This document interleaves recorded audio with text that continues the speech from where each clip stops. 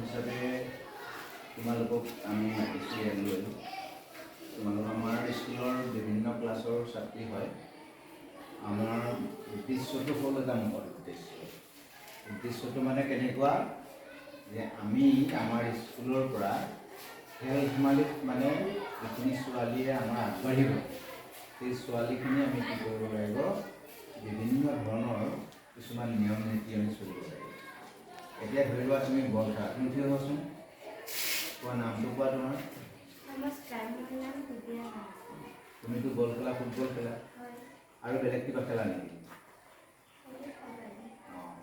আৰু চাউণ্ডটো ভালকৈ ক'বা হা। কাবাডী খেলা আৰু ফুটবল খেলা। এতিয়া কথা হ'ল ফুটবলত তোমাৰ মই খেলা চাইছোঁ, ভালেই খেলিছা, কিন্তু কথা হ'ল কি তুমি ৰাতিপুৱা উঠা কেইটাত, ৰাতিপুৱা কেতিয়া? ৰাতিপুৱা 5টামান উঠো। 5টামান বজাত উঠা, উঠি পেলাই কি কৰা?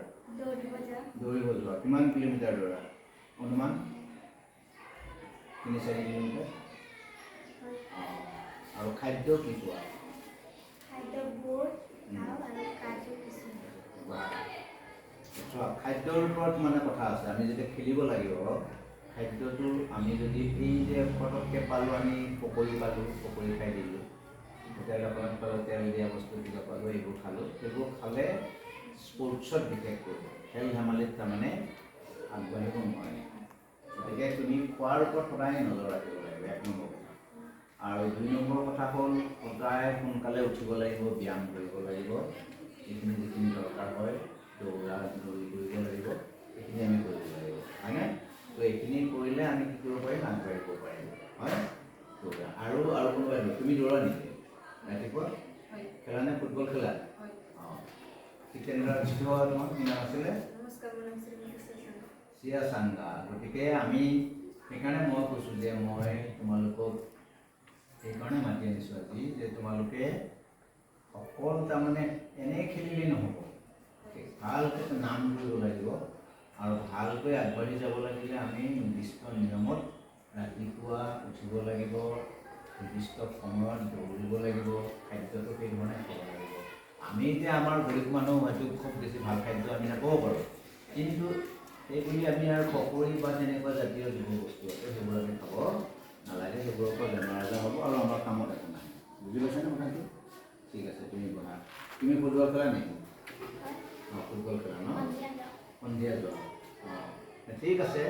মানে যিকোনো সময়ত তোমাৰ শৰীৰটো মানে যাতে ব্যায়াম হয়, সেই ব্যৱস্থাটো কৰিব লাগিব। আৰু সেইধৰণে আমি আমাৰ খাদ্যৰ ভিতৰত যিখিনি খাদ্য পাওঁ, সেই খাদ্যখিনি কিন্তু তোমাৰ শৰীৰত কামত অহা ধৰণৰ খাদ্য খাব লাগিব। গাখীৰ পাৰিলে অকণ খাব লাগে কেতিয়াবা, সদায় আমি নোৱাৰোঁ, কিন্তু কেতিয়াবা খালে আমি গাখীৰ খাব লাগে। গাখীৰ ব্যৱস্থাই নানে তেনেকুৱা ধৰণৰ বহাটো। তুমি কি খেলা? ফুটবল খেলা। গতিকে ফুটবল খেলোঁতে আমি সিহঁতক যেনেকৈ ক'লোঁ, সেই নীতি নিয়মখিনি মানিব লাগিব। ৰাতিপুৱা সোনকালে উঠিব লাগিব আৰু সেইধৰণে আমি চৰ্চা কৰিব লাগিব, শৰীৰ চৰ্চা কৰিব লাগিব, ব্যায়াম কৰিব লাগিব, হয়নে কথাটো? বহা। একেদৰে তুমি কাবাডী ভাল পোৱা? কাবাডীটো তেনেকুৱা ধৰণৰ কিছুমান নিয়ম নীতি আছে। আমাৰ যিখিনি কাবাডীৰ নিয়ম আছে, কাবাডীত কেনেকৈ আমি ড্ৰাইভ কৰিব লাগিব সেইখিনি কথা আছেই, কিন্তু তাৰ বাহিৰেও আমি কি কৰিব লাগে যে আমাৰ যিখিনি আমি খাদ্য বা যিখিনি আমি ব্যায়াম, এইখিনি কিন্তু আমি সকলোৱে কি কৰিব লাগে, সঠিক ৰাখিব লাগে বা আমি ব্যৱহাৰ কৰিব লাগে এইখিনি বস্তু। তুমি কোনটো খেলত ভাল পোৱা বেছিকৈ? কোনটো খেল ভাল পোৱা? ফুটবল ভাল পোৱা। গতিকে আমাৰ ফুটবলেই আছে ভাল। তো আজি আমি মাজবাট বিদ্যাপীঠৰ ফালৰ পৰা আমাৰ ছাত্ৰীসকলক মই মাতি আনিছোঁ আৰু মই এওঁলোকক মানে অকণমান গাইড দিব বিচাৰিছোঁ, যাতে আমি আমাৰ বিদ্যালয়ৰ পৰা ভৱিষ্যতে আমি খুব ভাল ধৰণে আমি যাতে প্লেয়াৰ আমি পাওঁ আৰু বিভিন্ন দিশৰ প্লেয়াৰ পাওঁ। আমি ফুটবল হওক বা কাবাডী হওক বা অন্যান্য যিবোৰ আমাৰ প্ৰতিযোগিতা হয়, এই প্ৰতিযোগিতাবিলাকত যাতে আমি ভাল ফলাফল দেখিব পাৰোঁ আমাৰ স্কুলখনৰ পৰা, আমাৰ বিদ্যালয়খনৰ পৰা, ঠাইৰ নাম হ'ব আৰু এওঁলোকৰ জীৱনতো কামত আহিব। সেই উদ্দেশ্যে আজি মই ছাত্ৰীসকলক মাতি আনিছোঁ আৰু তেখেতসকলক মই অলপ প্ৰশিক্ষণ টাইপৰ বস্তু দিছোঁ।